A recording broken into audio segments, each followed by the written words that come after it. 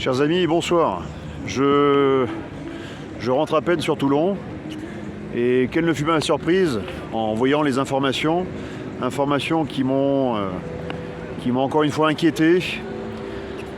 Je sais que nous sommes samedi, je sais que vous souhaitez un petit peu exorciser toutes les mauvaises nouvelles que vous pouvez écouter toute la semaine. Mais ce qui se passe aujourd'hui est encore un autre cran de plus, un cran funeste qui vient d'être posé encore aujourd'hui sur la scène internationale.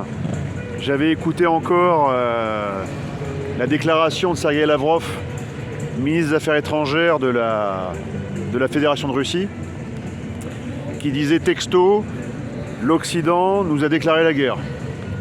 L'Occident nous fait la guerre. Donc dans l'Occident, vous mettez la France, naturellement. » Donc maintenant, on est passé de ce qu'on considérait encore il y a 10 jours comme une possibilité de co-belligérance à un ministre des Affaires étrangères russe qui dit « L'Occident nous a déclaré la guerre ». C'est une situation qui est quand même très volatile, très dangereuse. Dans ce concert de mauvaises nouvelles, il y a aussi la CIA qui vient de faire fuiter des renseignements qui ont été donnés au New York Times. Je vous mettrai le lien de LCI pour vous expliquer tout ça. L'analyse de Laurence Haïm, qui n'est pas connu pour être quelqu'un de russophile particulièrement, met en évidence que cette fuite pourrait être à deux effets. C'est-à-dire que ça pourrait être pour montrer au monde entier qu'effectivement les Américains ont armé les Ukrainiens, ils ont participé avec leurs renseignements, voire leur technologie, à la frappe du croiseur lance-missile Moskva sur la mer Noire, qui donc a été abattu, qui a été coulé. Et également, leurs renseignements auraient aidé à la capture de généraux russes.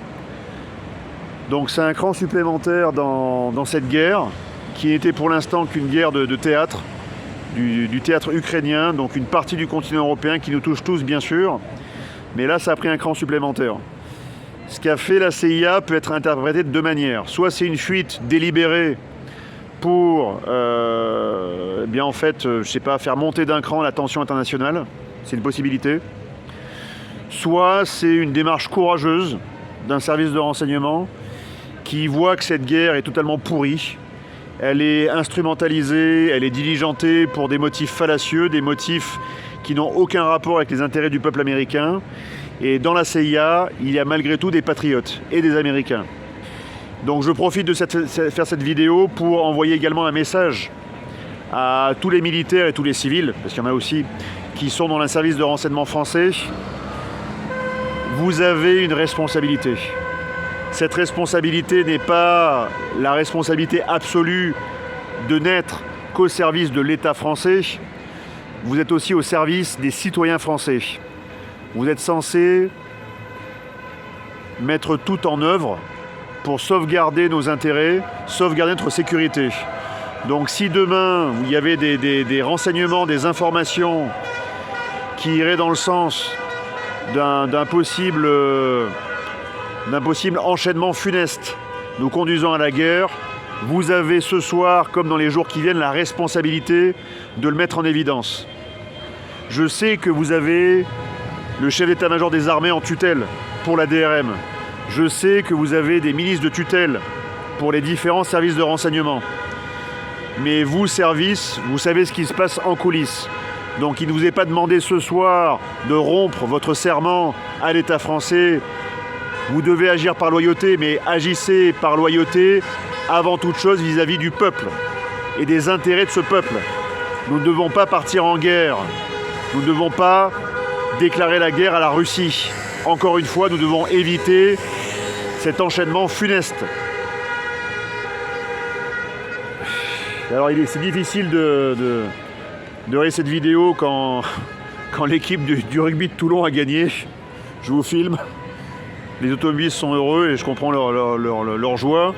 Mais cette joie risque d'être de courte durée et de faible intensité par rapport à l'intensité de la peur. Nous sommes samedi, je sais que vous voulez penser à autre chose, je le sais bien, mais on doit aussi se mettre à jour et savoir ce qui se passe en temps réel pour s'y préparer. Ce qu'ils sont en train de nous préparer, pas beau. Pas beau du tout, quoi. Donc restez alerte, restez prêts. Ne vous laissez pas non plus dominer par la peur. Continuez à agir, continuez à vous organiser, continuez à gérer vos vies, mais pas de façon quotidienne, plan-plan et banale. Faites-le aussi pour vous préparer peut-être à des lendemains qui déchantent. Je sais que c'est très compliqué dans cette situation de préparer aussi des élections, mais demain, on essaiera malgré tout de faire tout ce qui est en notre pouvoir pour permettre à ce que des candidats du peuple de France, des souverainistes, des patriotes, des gens qui sont amoureux de la France, eh bien, se présentent aux élections et puissent mettre un pied dans l'Assemblée pour, avec les moyens qui sont les nôtres, essayer de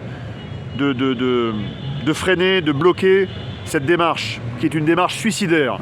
Une démarche suicidaire. Donc la précédente charge était contre les généraux.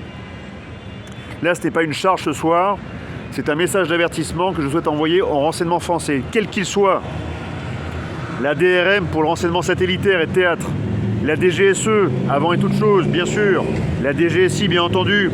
La DGSI, par exemple, vous avez autre chose à foutre actuellement que de diligenter des enquêtes et des investigations, voire des perquisitions contre de pseudo-opposants type Virginie Arrojo-Recchia et j'en passe. Vous avez autre chose à faire.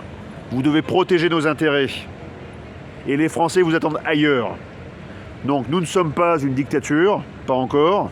Nous sommes un régime, certes, qui est devenu plus autoritaire, oui, mais c'est là où vous avez une responsabilité. Quand j'avais fait un discours à Bordeaux devant le commissariat de police de Bordeaux, j'avais interpellé les policiers en leur disant « Vous préférez être Papon ou vous préférez être Chaban ?»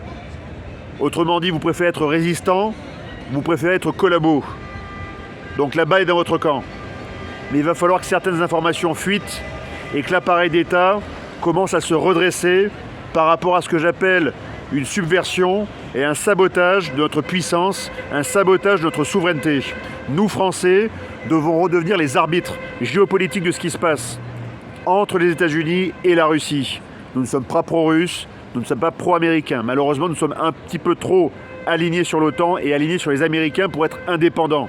Donc pour l'instant, l'indépendance gaullienne est une fumisterie qui est campée par des traîtres. Des gens qui ont trahi ce qu'a essayé de faire le général de Gaulle entre 58 et 68. Depuis, tous, les uns après les autres, ont trahi. Donc reprenez-vous en main. Il est encore temps. Nous sommes encore en paix. Nous avons encore les moyens de désamorcer cette crise et de désamorcer la guerre qui vient. Au revoir, chers amis. Bonne soirée à tous.